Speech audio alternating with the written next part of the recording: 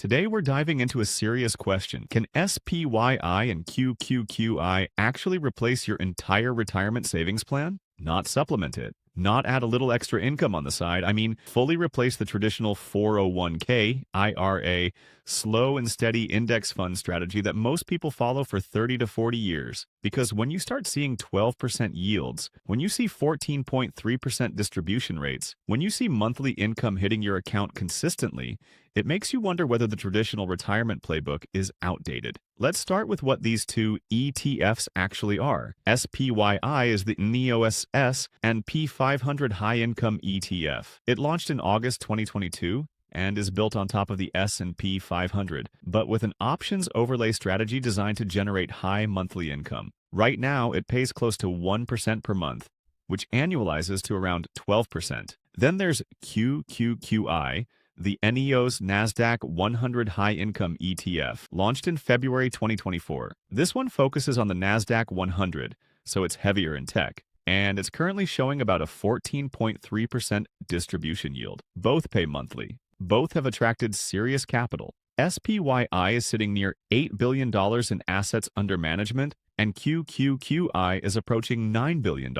That's not small retail speculation. That's meaningful institutional level confidence flowing into these funds. What makes this even more interesting is that neither fund has experienced catastrophic NAV erosion so far. SPYI is up about 6.81% on price since inception. QQQI is up around 3.79% since launch. That's important because many high-yield ETFs look amazing on paper, but steadily lose principal over time. So far, these two have managed to distribute high income without destroying their share price.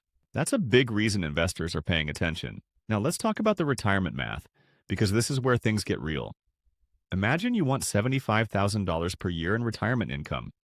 Using a blended 12% yield between SPYI and QQQI, you would need about $625,000 invested. Compare that to the traditional 4% withdrawal rule, where you'd need nearly $1.9 million to safely withdraw $75,000 annually. That's a massive difference.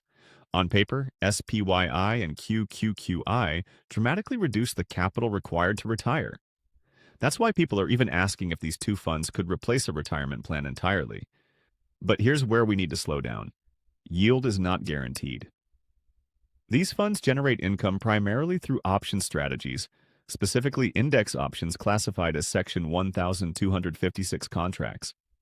That gives them favorable tax treatment, 60% taxed at long-term capital gains rates and 40% at short-term rates, regardless of how long you've held the ETF. That's efficient. But options premiums depend heavily on market volatility. If volatility is high, premiums are rich and income rises. If volatility drops, premiums shrink. That 12% blended yield assumption could become 10%, 9%, or even lower depending on market conditions. Let's say you structured your retirement around earning $75,000 annually at a 12% yield, requiring $625,000 invested. If yields drop to 9%, suddenly you'd need around $833,000 to generate that same $75,000. That's over $200,000 more capital required just because volatility shifted.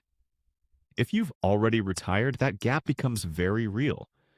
So replacing your retirement savings plan with SPYI and QQQI means accepting variable income.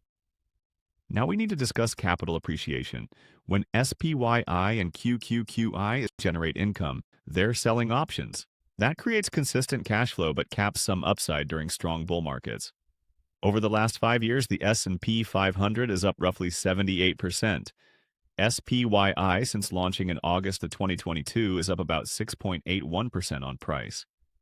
The difference is that SPYI distributes much of its return as income instead of allowing price to compound aggressively. That's the trade-off. More income today, less explosive growth tomorrow. If you're 30 years old building wealth for retirement decades away, that trade-off could significantly reduce your total net worth over time. If you're 62 and transitioning into income mode, that trade-off might be exactly what you want. Stage of life matters. In the accumulation phase, total return and compounding dominate. In the distribution phase, cash flow and stability matter more. SPYI and QQQI lean heavily toward the distribution mindset. We also need to talk about concentration risk. Replacing your retirement savings entirely with SPYI and QQQI means you're heavily concentrated in U.S. large-cap equities. That means heavy tech exposure, mega-cap dominance, and U.S.-centric positioning. You're not getting meaningful international diversification. You're not getting small-cap exposure. In a strong U.S. bull market, that's fine. In a prolonged tech downturn or U.S.-specific recession, that concentration could hurt. There's also structural exposure to derivatives markets. These funds rely on options overlays to generate income. That structure is thoughtful and tax efficient, but it still ties your retirement income to volatility dynamics and options pricing. That's not inherently bad. It just adds another layer of risk to consider. So, can SPYI and QQQI replace your retirement savings plan? Technically, yes. If you have enough capital, understand income variability, accept limited upside in bull markets, and are comfortable with concentrated U.S. exposure. But a more balanced approach may make more sense. Instead of replacing your entire retirement plan, these funds could serve as the income engine within a broader strategy. Imagine allocating 40 to 60% to SPYI and QQQI for monthly income. Then add 20 to 30% in growth-focused ETFs to maintain long-term compounding. Include 10 to 20% in defensive assets like bonds or dividend growth funds to stabilize volatility. That creates balance.